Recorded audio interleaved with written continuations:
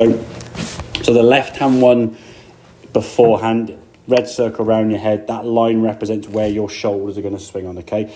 Basically, you want to swing our shoulders. And if you think about it, when you stand, if you stand at vertical, your spine is vertical, your shoulders now, if I put my arms there and rotate 90 degrees, that's what we want the golf club and the swing to happen when the club is going back, yeah? So you can see this line here now is roughly 90 degrees to that green line there, yeah? You look at this one here now, that's kind of where your spine is. And if you go back now, as we'll see, your head comes out. So this is great here, it's good. So you're still on that green line with your posture.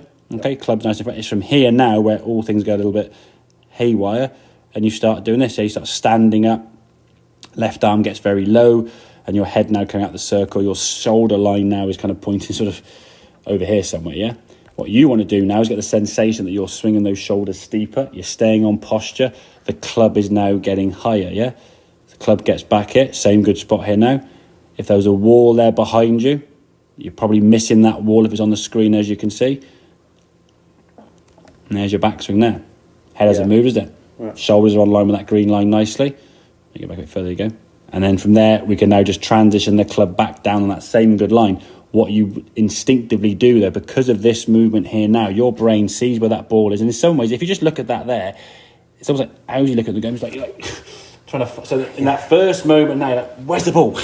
You almost got to try and readjust yourself quite quickly to get back down there, you see? So that move there, sort of moving your posture back into it, is now kind of throwing the club back on plane. Now, when you throw it well, it comes back on a reasonable spot. This one, we can see the club sort of slightly outside the line there.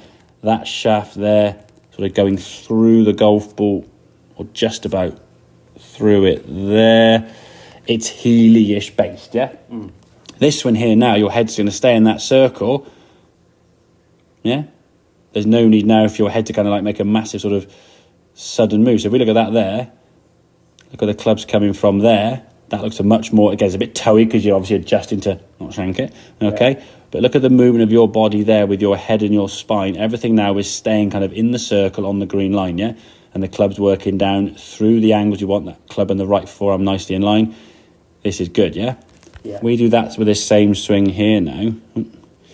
Yeah, you got, yeah, I mean, so your head's going up and down and out the circle, yeah? I mean, how's that going to be consistent, yeah? Yeah. You can see the difference in those two there, hopefully quite clearly, that if you get that wrong, course, yeah, if that doesn't happen enough, you're probably going to top it.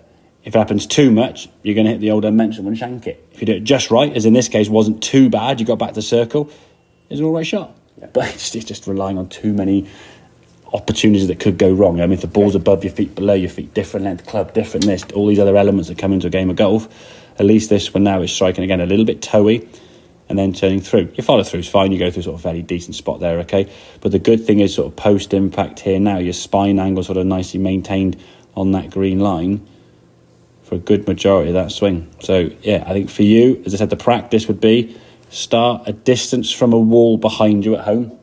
Yeah. Make it massive, make it 2 foot to start with, okay? Or even less than that because you've done a bit of work today doing that. Make it 1.5 foot. Almost put a measure on there, maybe mark somewhere off on the carpet, put a golf ball there, or just know where you're on the carpet there as a little reference point. Make some swings where you swing to here and then go up the top of the backswing and back down and just keep doing this, yeah? Just to get away from that wall behind you, yeah? Do that as much as you can, and then once you feel really comfortable you're not going to hit the wall, you go back a bit closer. Okay. And get to a point where you should be able to get about 1/2 foot, maybe 3/4 foot length away from the wall, yeah? And make some comfortable backswings missing the wall. And then when the club comes back down, it's going to come back on the wall or just missing the wall. It's not going to come back way over the top, but you won't need to. However, because of the original move you've had up here, if you didn't make this kind of like, this move here, you're going to miss it the ball or do something really funky. So, yeah. Okay, mate? Perfect. Makes sense? Thank you, mate. Very good, mate. No.